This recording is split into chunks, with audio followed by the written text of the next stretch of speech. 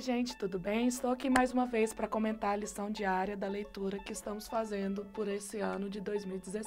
Hoje eu irei comentar com vocês os capítulos de 32 a 35 do livro de Gênesis e já vou adiantando que tem muita coisa interessante, então foi até meio difícil fazer uma seleção de tanta ação que acontece nesses capítulos. No capítulo 32, a gente vai ver um momento do reencontro entre Jacó e Esaú.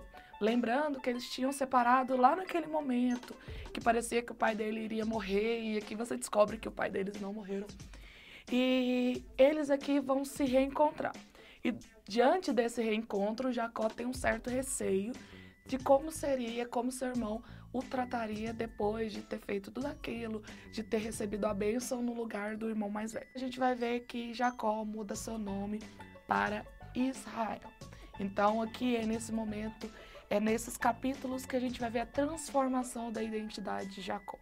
Lembrando que para o mundo antigo o nome era algo muito importante, que eu não oferecia a qualquer um. Quando alguém sabia o meu nome é porque ele sabia a minha identidade e também o nome representava quem eu era. E quando Jacó passa por uma transformação da sua identidade antiga para uma nova identidade dada por Deus, quer dizer que finalmente ele tinha sido transformado na sua pessoalidade, no seu relacionamento com Deus. A gente vai ver que Jacó estava fugindo do seu sogro, ele sai da Mesopotâmia e agora está voltando à terra prometida a Deus lá atrás para Abraão. Então, quando ele volta, ele já estava muito rico, ele tinha uma família próspera, ele tinha esposas, tinha filhos, tinha servos, tinha riqueza, mas ainda tinha coisas do passado que precisavam ser resolvidas, que é o caso do seu relacionamento com seu irmão Esaú. Então a gente vai ver que nesse momento Jacó aproxima-se verdadeiramente de Deus. Ele tem um receio tão grande como ele seria recebido pelo seu irmão, que por volta do versículo 9, a gente vai ver ele pedindo ajuda a Deus, e depois a gente vai ter até uma preparação tática de Jacó. Ele manda metade dos seus filhos ir para um lado, metade da sua esposa ir para outro lado, os servos para cá, antes ele vai enviar presentes e tal, ele está pensando toda uma questão humana com o reencontro com o seu irmão. Mas a coisa não é bem assim, Deus tinha algo preparado para Jacó. Quando ele estava sozinho, antes de se preparar para encontrar de fato seu irmão, aparece um homem. Esse homem misterioso começa a lutar com Jacó.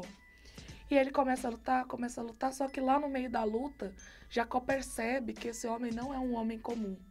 E Jacó pergunta, qual que é seu nome? E o homem não fala o nome.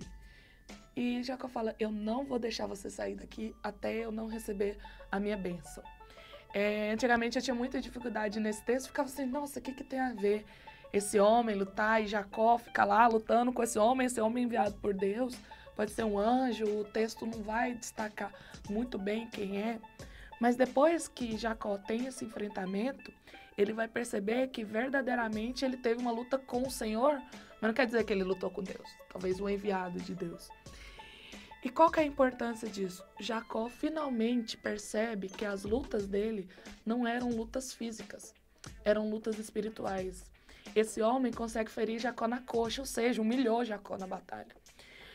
Mas mesmo assim, Jacó se humilha em submissão à vontade de Deus e ele percebe que a partir daquele momento, para ele conseguir sair vitorioso desse novo conflito que se apresentava diante da vida dele, ele precisaria da providência divina. Mais adiante a gente vai ver que realmente esse problema de Jacó, esse reencontro com seu irmão, na verdade estaria só na cabeça de Jacó. Porque quando ele reencontra Esaú recebe, abraça.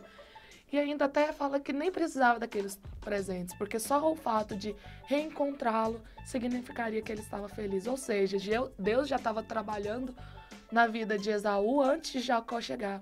E Jacó achava que mesmo no todo o seu poder, dando presentes, fazendo táticas, caso ele tivesse um enfrentamento com seu irmão, ele conseguiria vencê-lo talvez humanamente. Já tira uma lição daqui.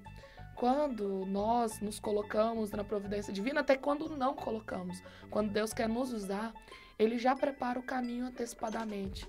Não é a gente que vai preparar com as nossas forças, com a nossa inteligência, até com a nossa riqueza, mas é sim Deus que já prepara o caminho antes mesmo de nós imaginarmos.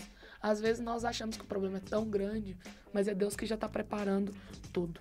Então, mais pra frente, a gente vai ver um momento que Jacó, ele tendo esse encontro com Deus, ele se transformando novamente e ele começando a entender a profundidade do seu relacionamento com Deus, ele vai pisar na bola de novo. Por quê?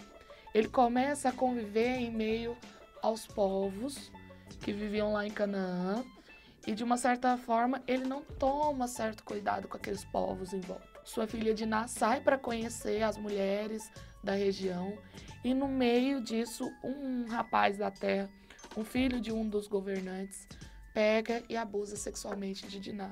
Os irmãos revoltados promovem todo um esquema para vingar a honra da irmã. O que isso a gente tira por lição? Diná foi andar impensavelmente. Ela andou, não pensou nas consequências e, por causa dessa pequena atitude de Diná, eles quase sofreram o risco de perder toda a aliança com Deus. Por que perder toda a aliança com Deus?